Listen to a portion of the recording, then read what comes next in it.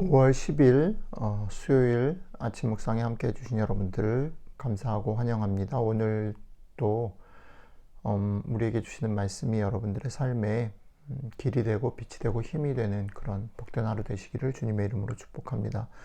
오늘 원래 본문은 민수기 26장 1절로 51절 이스라엘의 인구 조사의 그런 상세한 내용들을 다 읽어야 되는데 시간 관계상 앞부분 인구 조사를 명령하시는 하나님의 명령 1절부터 4절까지만 오늘은 읽고 같이 좀 생각을 나누도록 하겠습니다.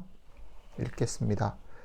연병 후에 여호와께서 모세와 제사장 아론의 아들 엘르아살에게 말씀하여 이르시되 이스라엘 자손의 온 회중의 총수를 그들의 조상의 가문을 따라 조사하되 이스라엘 중에 20세 이상으로 능히 전쟁에 나갈 만한 모든 자를 계수하라 하시니 모세와 제사장 엘르아살이 여리고 맞은편 요단가 모압 평지에서 그들에게 전하여 이르되 여호와께서 애굽 땅에서 나온 모세와 이스라엘 자손에게 명령하신 대로 너희는 20세 이상 된 자를 계수하라 하니라.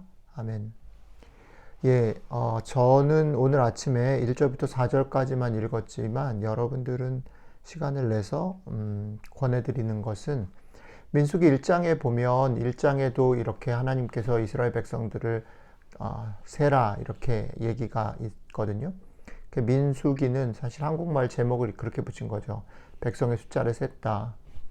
원래는 사실 히브리 성경의 제목은 광야에서 이런 제목인데 한국말은 민수기라고 그리고 이제 영어 numbers 그러니까 숫자를 센 것을 핵심적인 일로 기록하고 있는 거죠. 인구를 조사하는 것이 그런 면에서 대단히 의미가 있고 중요하다라는 것을 보여주기도 하는데요. 어쨌든 여러분들이 이 인구 조사가 왜 반복되었을까? 이스라엘 백성들에게 있어서 인구 조사가 왜 중요하고 왜 1장에 인구 조사를 하라고 했는데 1장의 그 인구 조사와 지금 26장의 인구 조사는 무엇이 같고 무엇이 다른가라는 부분들을 좀 생각해 보면 좋을 것 같습니다. 그리고 그것을 생각해 보면 인구 조사가 갖는 어떤 무게, 의미들 그리고 지금 우리에게 주시는 어떤 하나님의 뜻 같은 것들도 생각해 볼 수 있지 않을까라고 생각을 합니다. 일단은 어쨌든 오늘 본문 제가 읽은 부분에서 하나님께서 이스라엘에게 인구조사를 명하십니다. 그 명하시는 내용을 잠깐 다시 한번 읽어보면 이렇습니다. 온 회중의 총수를 그들의 조상의 가문을 따라 조사하되 이스라엘 중에 20세 이상으로 능히 전쟁에 나갈 만한 모든 자를 계수하라 하시니 여기 보면 이렇습니다. 이 말씀은 어떻게 보면 아까 말씀드렸던 민수기 1장에 그대로 나와 있습니다. 그런데 민수기 1장과 여기가 다른 게 딱 한 가지가 있어요. 그 뭐냐면 이스라엘 중에 20세 이상으로 능히 전쟁에 나갈 만한 모든 자라고 되어 있는데 민수기 1장으로 가면 거기에는 남자로 딱 규정이 되어 있다는 거죠. 민수기 첫 번째에서는 남자로 규정된 것이 여기에 오면 남녀 성의 구분들이 없이 되어 있고 그것은 그냥 그 말에서 남자인 게 빠진 것뿐 아니라 오늘 여러분들이 혼자 시간을 내셔서 1장하고 비교를 해서 보시면 오늘 26장의 인구조사에는 여성들의 이름들이 툭툭툭 나온다라는 겁니다. 특별히 슬로보앗의 딸, 이제 이게 며칠 뒤에 이제 그 슬로보앗의 딸들이 가진 이야기들을 우리가 묵상을 하게 될 텐데요. 여성들이 인구조사에 등장한다. 그게 왜 그렇게 중요하냐? 왜 중요하냐면 당시 상황에서는 여성들을 그리고 민수기 1장에서는 여성들을 세지 않고 여성들의 이름이 없는데 여기 나왔다는 거죠.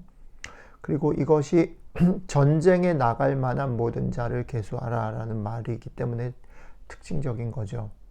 그러니까 그 말의 뜻은 여성들 중에도 전쟁에 나아갈 수 있는 사람들이 생겼다, 있다, 허락됐다, 그런 여러 가지 뜻을 담고 있다라고 볼 수 있다라는 겁니다.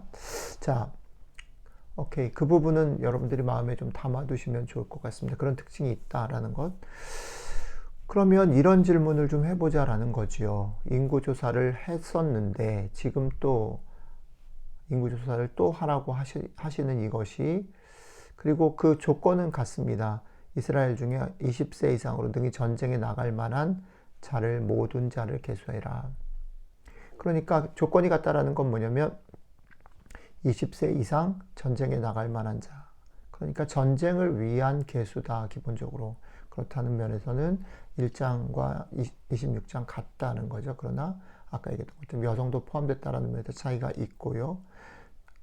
그것만이 아니라 지난번에 했던 거를 다시 반복한다라고 볼 수도 있지만, 왜 반복할까라고 말하면 중요한 차이가 있는 거죠. 하나는 시간이 흘렀습니다. 그죠? 광야를 쭉 거쳐왔고 가데스 바네아에서 사실은 가나안을 앞에 두고 사실은 하나님이 집어넣어서 가나안을 정복하도록 계수를 하셨는데, 계수하라 명령하셨는데 그들이 실패했죠. 가나안에 못 들어갔습니다. 왜요? 정탐꾼들이 갔다 와서 보고를 했는데 그 보고가 믿음이 없었기 때문입니다. 그래서 그들은 들어가지 못했습니다. 그런데 지금 왜 다시 요단강을 앞에 두고 계수해야 할까요? 계수의 의미는 전쟁이고, 전쟁은 가나안의 땅을 취하는 것인데, 가나안의 땅을 취하기 위해서 사람들을 다시 계수하는 것인데 시간이 이만큼 흘렀습니다. 그 시간이 왜 필요했냐면 그때 믿음의 눈을 가지고 보지 못한 사람들은 들어가지 못하고, 이제 계수하는 사람들은 뭡니까? 그 사람들이 아닌 다음 세대가 이제 계수가 되는 것이죠. 시간이 흘렀습니다. 또 하나는 장소가 바뀌었습니다. 가데스 바네아 앞에서 지금은 요단강 앞에서. 사실은 같은 상황이었는데 그때는 놓친 것, 이제 다시 기회가 제공되어지는 그런 상황입니다. 그리고 인구조사의 그런 내용들을 여러분들이 조금 디테일하게 보시면 아시겠지만, 1장과 비교해서 꼭 보십시오. 아시겠지만 내용 속에 그 중간에 일어났던 얘기들이 언급이 툭툭툭 되고 있습니다. 어저께 묵상했던, 그죠? 미디안 여인, 그리고 연병이 걸려서 죽은 그 얘기도 나오고요. 고라 자손들의 얘기도 나오고, 광야에서 어떤 일들이 벌어졌는지에 대해서 자세하게는 아니지만 툭툭툭 중요한 얘기들이 인구조사에 포함되어 있습니다. 오늘 이런 얘기를 조금 해보고 싶은 거죠. 공통적인 건 뭐냐면 이스라엘 백성이 그 땅을 취하기 위해서 싸움을 해야 한다라는 거죠. 싸움을 해야 한다. 이스라엘 백성들은 광야를 지나서 가나안으로 들어가는 것이고요. 그 시간들은 싸움의 시간들이다. 그런데 이 싸움이 참 흥미로운 싸움인 거예요. 그렇죠? 사실은 싸우는 거 맞아요. 적들과 싸우죠. 칼과 창을 들고 싸우죠. 그러나 속은 뭡니까? 이것은 우리의 무기와 우리의 군사력과 우리가 가진 이 힘의 싸움이 아니라 하나님을 얼마나 신뢰하느냐의 싸움이 성패를 좌우하는 싸움이죠. 가나안 땅은 이미 주어진 땅인데 그럼에도 불구하고 싸워야 합니다. 그렇기 때문에 인구를 조사하는 것이죠. 그런데 인구를 조사하면서 사람들은 착각합니다.